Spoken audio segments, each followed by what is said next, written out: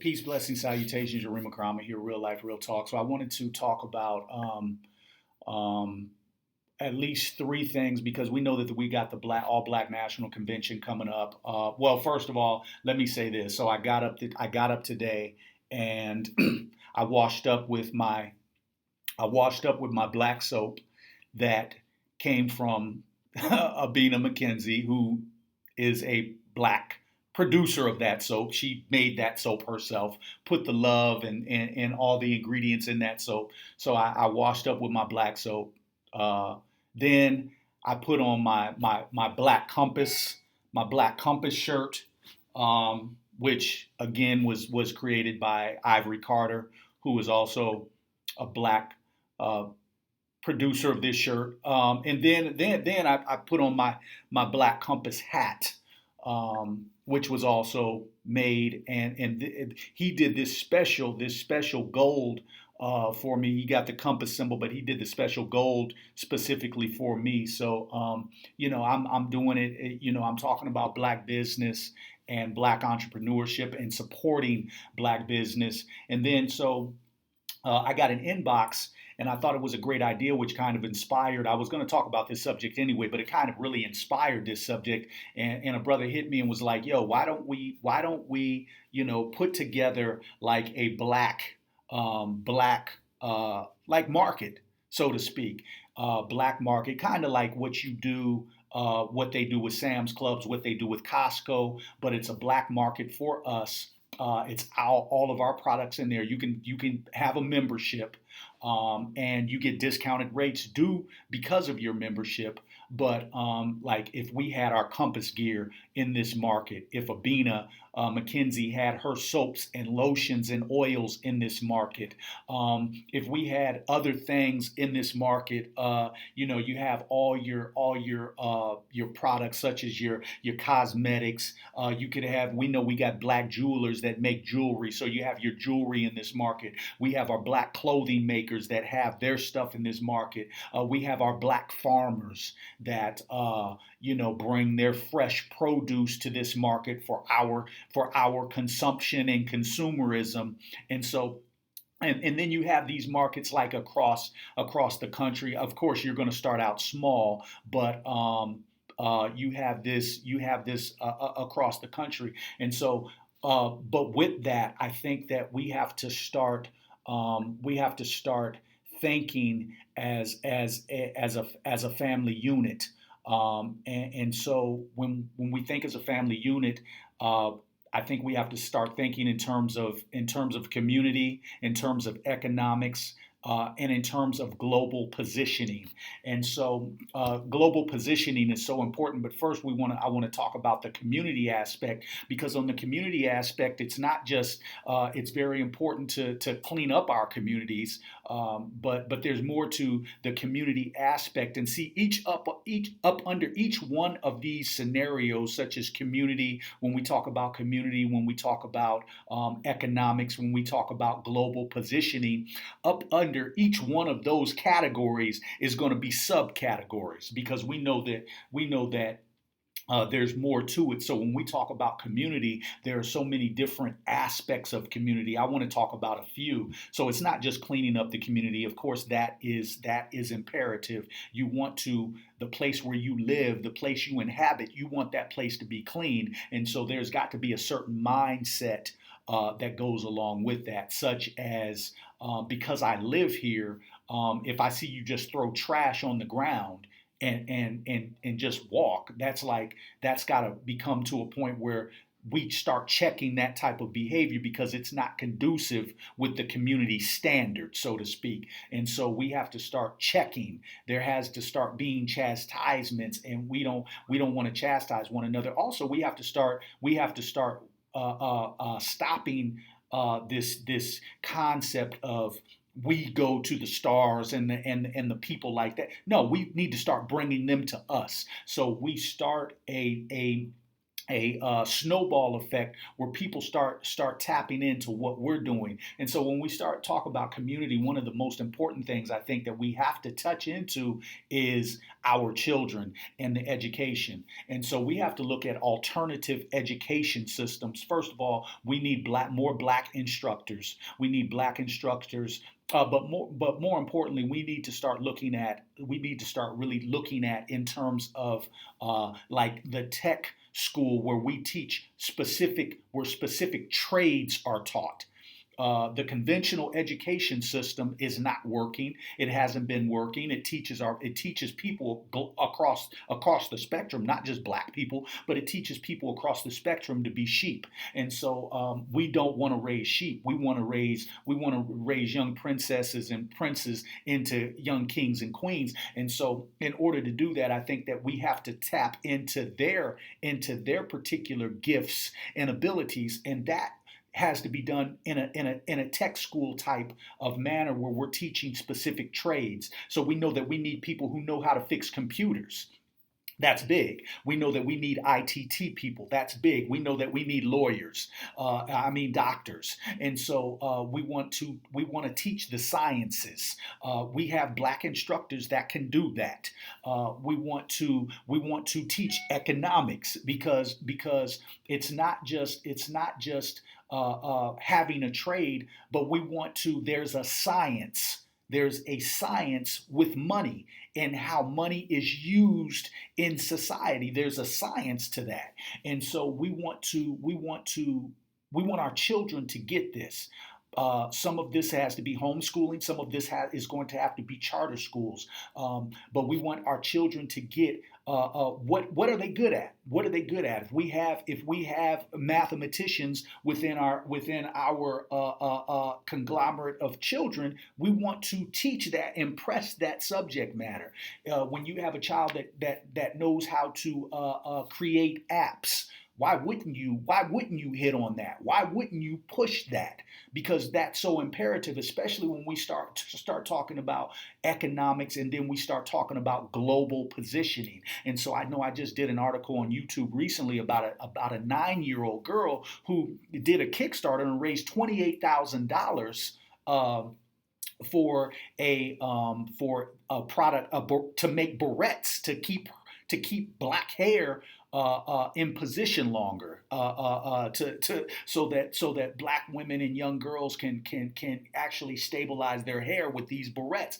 She raised $28,000. Now it was with the help of her mother, granted, but at the end of the day, her mother is teaching her already, this young girl. And the young girl, I think the article was talking about, she started at like 5 or 6 having entrepreneurial ideas. So the mother took that and ran with it, started a Kickstarter campaign, and the girl raised $28,000 for her particular niche that she's trying to produce. And so we have to give that time and attention to our children, because what we're talking about is community.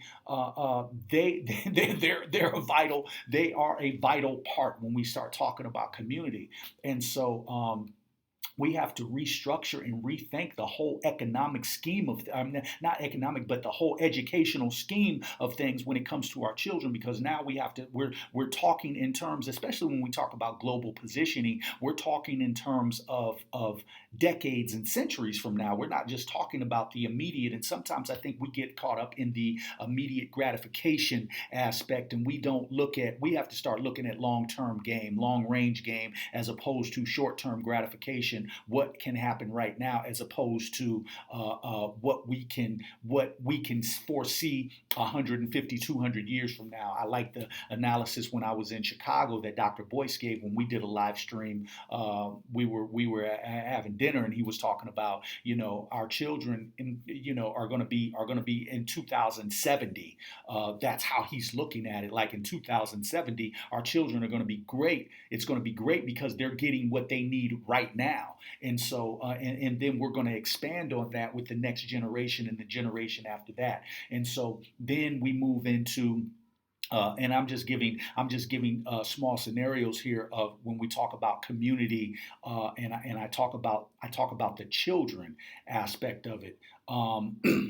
but we have to also have community meetings, and whether those are small groups, it doesn't matter if there's 3 people or 300 people. It has to be done, and it has to be, because we have to start somewhere. It's one thing to talk about it, but it's another thing to actually get in groups, because no man is an island, so we can't make this happen by ourselves, which is why we got the All Black National Convention coming up next week, which is so important, that we get all, a group of leaders in house, and also community in house. And I like how Dr. Boyce hasn't invited. He said this is for us.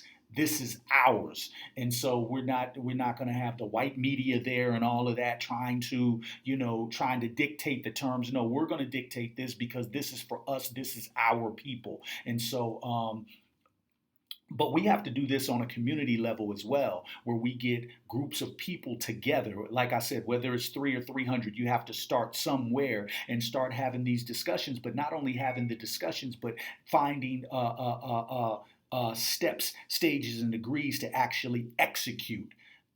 Because the execution is the most important thing. Once you have the plan, we know what the problem is. The problem has been here for hundreds of years, so we know what the problem is. Part of that problem is mental health too, so we have to take a look at that. How are we going to provide our children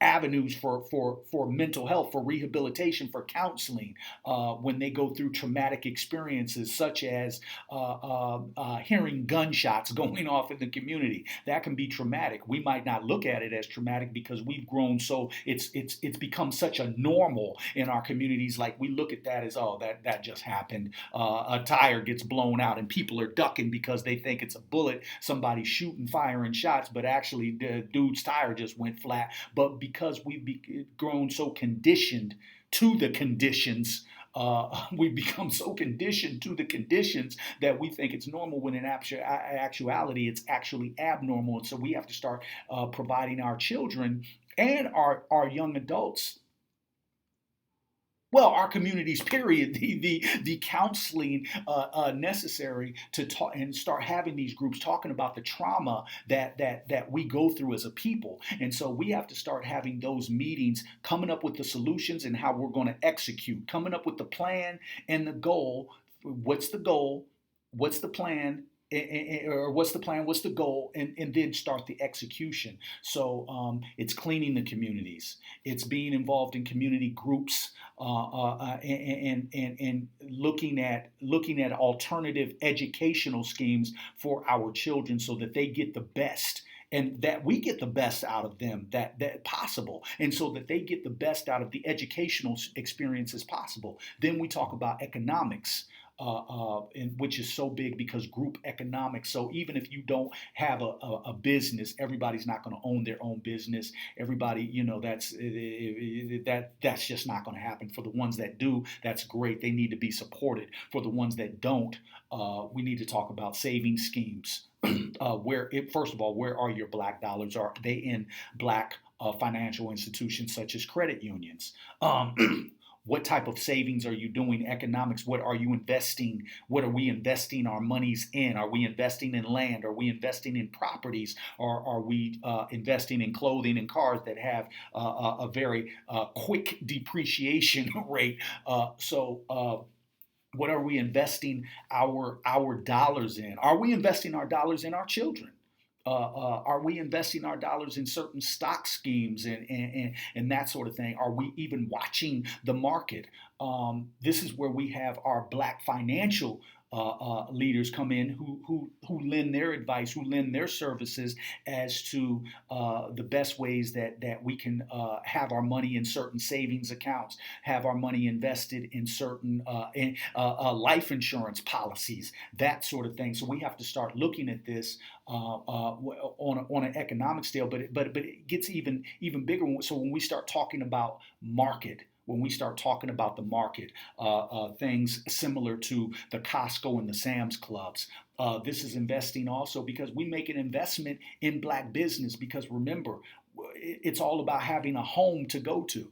And so when we know that when we invest in black business, we have a place to go to. for our needs, as well as we have a place to go to for our wants. And that's why I always try to show you when I wear these different clothing products and stuff, and use the soaps and oils and stuff that people send me. I try to show you because when we talk about needs and wants, clothing, food, clothing, shelter, these are needs. These are, but they can also be wants if you have an overabundance. But if we're supporting black business gives back, and I only try to present reputable black businesses that are out here doing it. If you say you're open from 9 to 6 and you're closing your doors at 5:30, that's a problem. That's a problem. Be the message that you bring. If you say you're open from 9 to 6, you shouldn't be closed until 6 then, and you should be open at 9, not 9:30 or 10. And so just small things that business has to give back. But when we come in contact with reputable businesses who are really putting out a good product, we have to start. It's imperative that we start supporting them, because that's what other groups do. They support their own first and foremost. And so and then what happens is that when we start supporting one another, others start seeing that camaraderie, start seeing that unity, and then they want to reach out and start supporting as well, because we do have some out there other than that are of other nationalities that really do want to be with the cause. But we have to get our minds right first, and we have to start doing what we need to do first. We have to get our house right first, because if our house is not right, nobody else is going to come in. And then when they do come in, they always want to come in with the dictates, and they always want to come in with the narrative on how we should be doing ours, because they feel as though, well, you're not doing it like we always have been your leader. We've always told you how to do things, and so we're going to come into your house. We got to stop that policy. We have to knock that out. We have to start dictating the terms of how the rules and regulations in our house, how that's going to run. And so global positioning becomes so important, because global positioning, I'm a complete believer that when you're not sitting at the table, then others are going to make negotiations on your behalf. And so when we're not at the table, then that means that others are going to make negotiations. Others are going to make do things on our behalf without us having a say in anything, which is totally against the principles of what community, what family, all of that stands for. And so we have to be seated at all tables. We have to be seated at all tables, and not just as viewers. We can't be sitting at the back while everybody else is up at the table waiting on, well, what did they say? Well, what are they going to do? Okay. They got a policy. Well, are we included in that? No, we need to be at every table, making ourselves included in everything. And so global positioning, we have to start being at that table, whether it be the UN, whether it be the U.S. representing black people at the UN. It's not happening. It's not happening. There's no real groups representing black people at the UN, and so we're really not at the table. It's a farce. And so even when we talk about the eight, when they talk about the meetings, and you get these meetings all the time of the eight countries. I think China's in there. You got the U.S. is in there. You got I can't remember if Japan is there or not.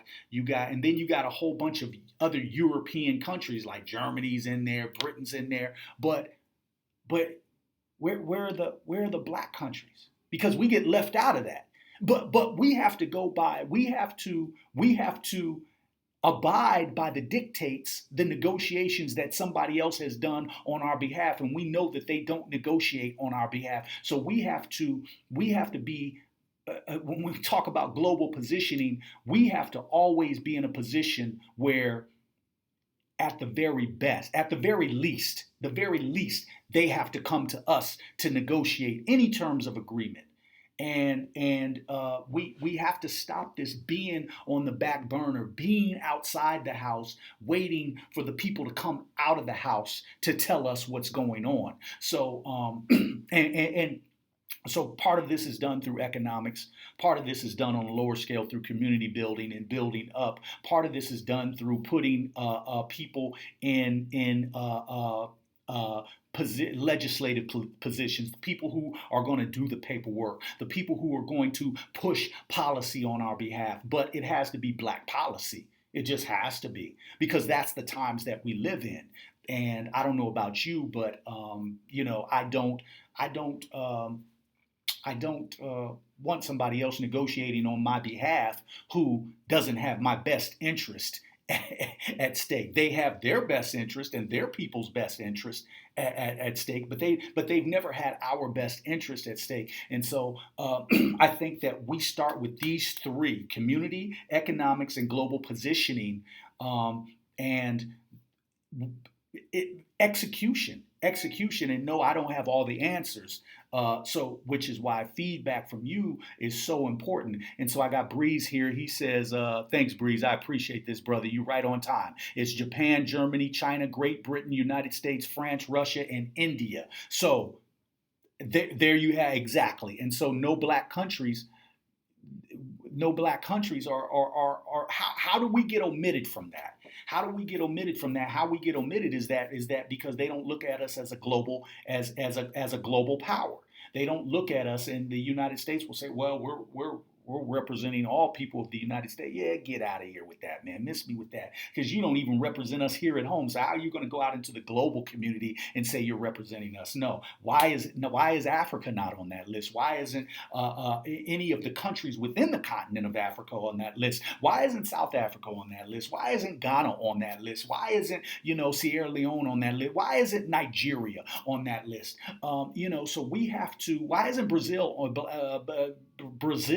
on that list? And part of it is due to the people with the biggest guns. They call the shots, and so we know that we don't really have any guns, which is why they want to control the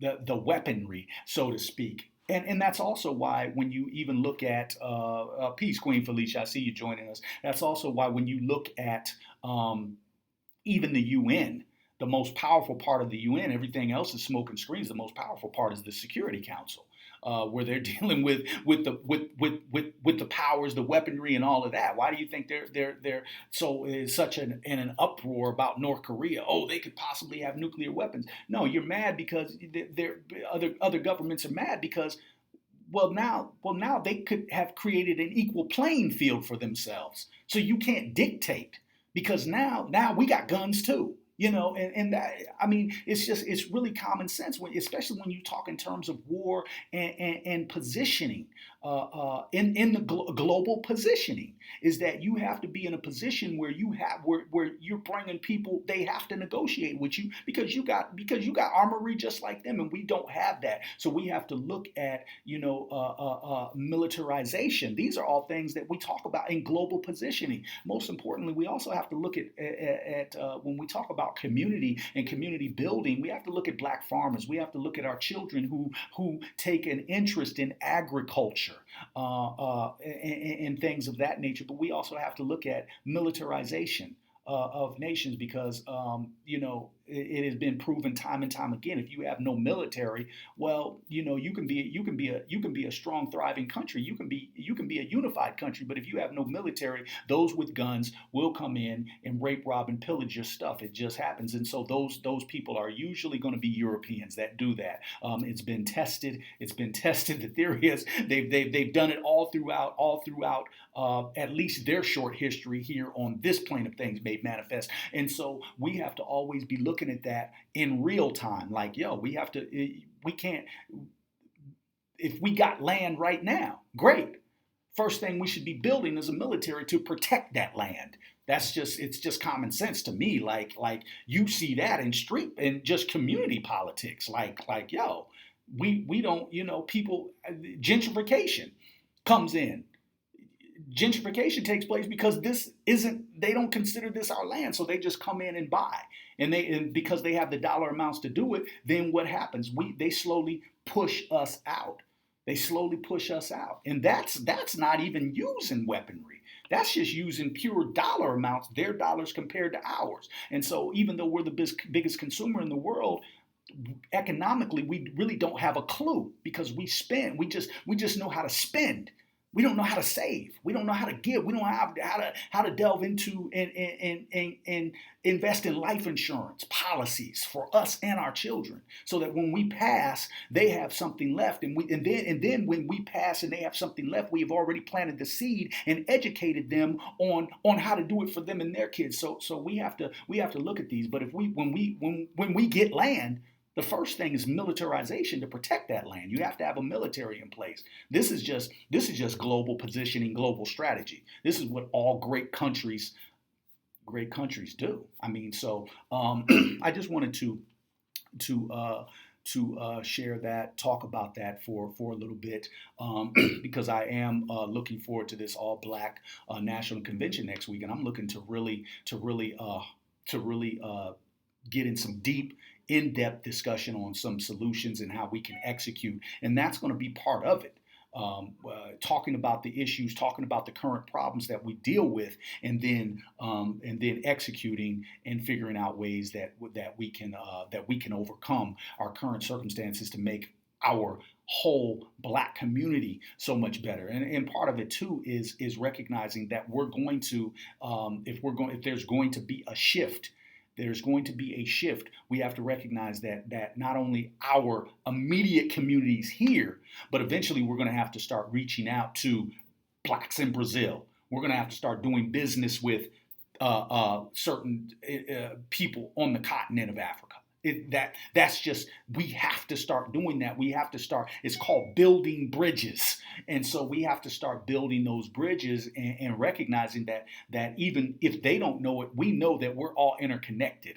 And we could have easily been dropped in Brazil as well. We could, and so we could have been dropped in the Caribbean. There were just a couple of the slave ports that we happened to miss and got dropped here. And so we have to start building those bridges with countries, but we have to get our mindset right so we don't go in with the same exploitation that we know the Europeans use on a daily and have used throughout centuries here. So I want to get to some of the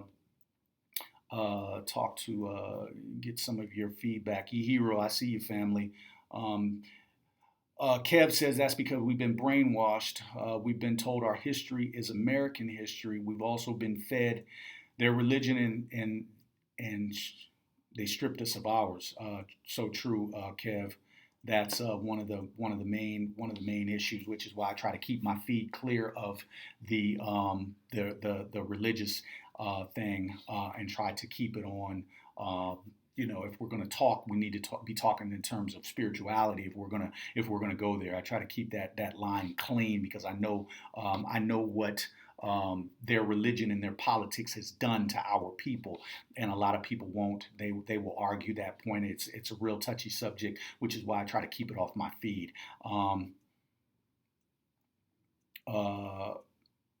Africa, Willie says Africa should demand more for natural resources and stop selling out land to China. And Willie, that's correct, which is why, and you're absolutely right. I agree with that. I agree with that completely. But again, some of it is not going to be selling out. Some of it is going to be it's a mindset. You have to have a military mindset. You have to have a mindset that says, protect the land. We're not letting people in. And until Africa gets that, they're going to continue to be exploited. And that's why I say that a lot of times we are the light bearers. We are the ones who are going to bring light to the rest of the world. But we got to get our stuff together first and show them what needs to be done. So until they get a military intact and not these fragmented groups that gets dropped off arms again by the Europeans and then get a little money and they want to go on these killing rampages. I'm not talking about, because those aren't real armies. I'm talking about real standing armies. When you look at it, it's amazing to me that we have such a brilliance. I mean, when we look at Hannibal, one of the greatest, and they try to paint Hannibal white, but we know Hannibal was a black man. one of the greatest military minds the world has ever seen. As a matter of fact, when you look at the what's that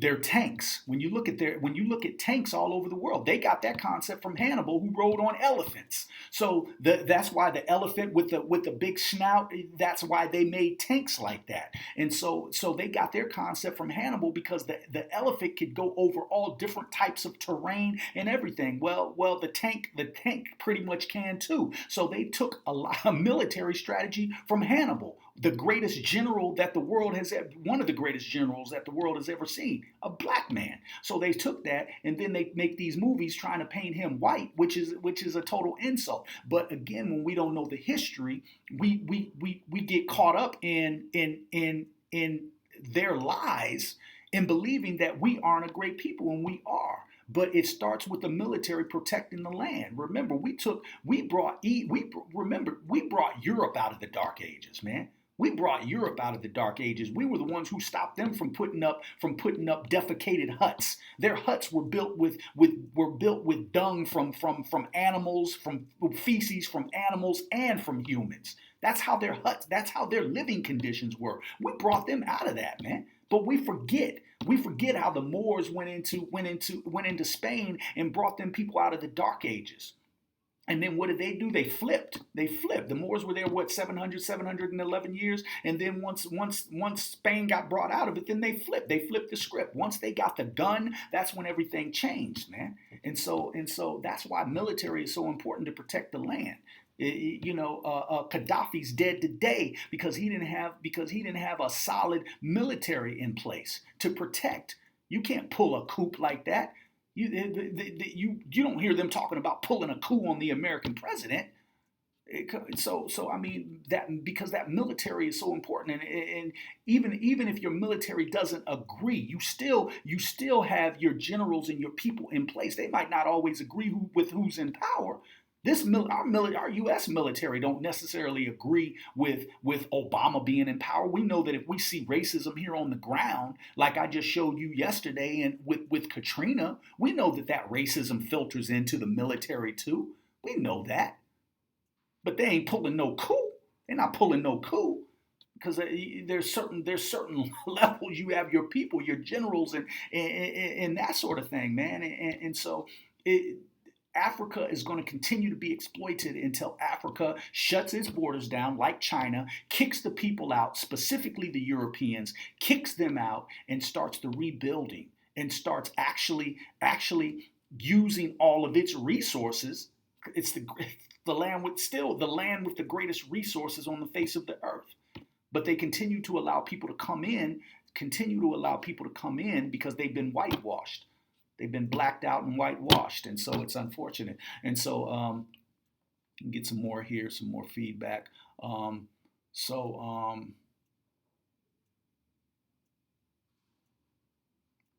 one, Crystal says, no one is helping with informing blacks about challenging gentrification. If other homes values go up, which then makes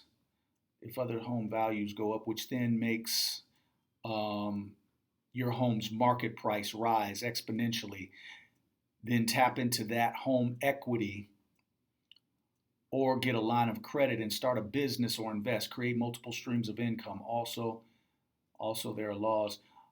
Okay, that's a subject that we really need. That's a subject, Crystal, that we really and you might be one of them, that we really need our scholars to come in and really discuss the level of gentrification that takes place, and how it takes place. How are they able to do it, and what laws could be used to combat it? But even more importantly, I think that terms of strategy. We need to be looking at, and this is really off the cuff. But when we talk about gentrification, we need to start reversing. We need to start reversing some of the roles that are being played. So we know that acts of gentrification are committed against us. I remember it started, there were things in Cali where they were moving, California, where they were moving the blacks out to the valley, making the blacks believe that they were, oh, I'm in the valley, I'm living so much, I can get it so much better. But basically, they were taking the blacks out of the city, moving them out to the valley. The whites were coming back into the city, and then come to realize the blacks don't have access to a lot of stuff. And so when you're 35, 45 minutes out of the city, and then you start to come to the realization that there's really nothing out here, desolate land. Remember, the U.S., and this is, I will reiterate this again and again, the U.S. we're living on the poorest part. We're living on the poorest part of the world. I mean, the smoke and mirrors, it looks brilliant. We're the richest nation on earth, but as far as resources, we're living on the poorest part of planet Earth. Understand that. The U.S. is the poorest part of planet Earth. So we might be rich in military might again. So nobody's going to take nothing from us because we have built a military structure that is solid. Africa, listen, Africa. So our military, and then of course our nation looks very strong when you have a system that can just print money and it's not backed by anything. Yeah, but the reality is that we're very poor. But more importantly, as far as resources are concerned, the U.S. is the poorest part of planet Earth. The continent of Africa is the richest part of planet Earth. Let's understand that. We're living on the poorest part of planet Earth. Which is why do you think that they're going out everywhere? They go out everywhere to try to get oil, to try to extract resources, gold, diamonds, all of that. Diamonds don't have any value except the value that man puts on them. The Jews own it. The value that man puts on it. So man gets a diamond and says, oh, this is $5,000 because the cut and the... Come on, man. So the money has no real value except the value that man puts on it. And as long as you can continue to print money with no backing, but talking in a global, which is why we need to be on a global positioning. We need to position ourselves, and it's going to be hard to do without land. It's going to be very hard to do without land, but we at least need to start getting the community and the economic structure together. Things start to fall in place when we start to love and unite with one another. So we have to start talking in terms small. You start small and you build big. So we have to start talking in terms of community, economics, and then we can talk about global positioning and start talking about getting land. But Africa definitely needs to start looking at militarization. And Crystal is right. There's gentrification. So we may need to start looking at states where the price of living is a little bit cheaper. It's a little bit more affordable, where the land might be a little bit cheaper to buy, and then start moving there in droves of 2, 3, 4 million people. And then we can control the politics, because we can change the dynamics. We can change the dynamics of if they can pull gentrification moves, hey, we can do it too. Just by maybe relocation, so to speak, just by relocating to different areas. So that might be something that we have to look at, and I've talked about that before, And so with that said, man, I'm going to get up out of here. My name is Yarima Karama. Catch me at the All Black National Convention next week. I'll be on that panel on Saturday, the 17th. I'll be speaking on the panel with, I'll be up there with David Banner, Killer Mike, Dr. Shabazz, and a few others. But it's going to be a festive event the whole time, the 15th through the 17th. It's going to be great. It's going to be for us, about us, problem solving with us. And so I really look forward to it. I hope to see you all there. Again, I will have my, for those that want to wait, I will have all my package. I will have it with me, all my CDs and that sort of thing. I will have that with me if you want to get hard copies of that. Looking forward to that. I'll also be performing that Saturday night. I'll give you more information on that as I get it. I'll be performing at a local place in the ATL. Supposed to be a festive event there as well. So also, if you don't want to wait if you want to get the digital download, it is out on iTunes, Amazon, Spotify, Google Play. That's Up From the Trenches Out of the Tombs, Yarima Karama. Also, if you want to inbox me, I do have my newest spoken word disc out, which is called Contradictions in Love and Pain. So if you want mental food from a poetry standpoint, you can inbox me for that. I don't have that on iTunes, Amazon, Spotify, but if you inbox me, I will get it to you. And yeah, there is a fee. I am an artist, so, and I'm, quite frankly, I'm a little bit sensitive about my shit. So you know what I mean. So anyway, inbox me. Let's connect. Let's network. Let's build. Let's be successful, man. As a community, as a people, as a group. Africa, militarization. They talked about Gaddafi. Kwame Nkrumah talked about the United States of Africa. I have to admit, I love what Mugabe is doing. If more leaders over in Africa took that stance, it would be so beautiful. It would be so beautiful. Get the people out of your land, man, who's just exploiting, who's just there to rape, rob, and pillage. Get them out. Build your military, man. You have the manpower. You have the resources. It's nothing stopping you except you. So with that said, my name is Yarima Karama. Peace, blessings, salutations. I'm out one.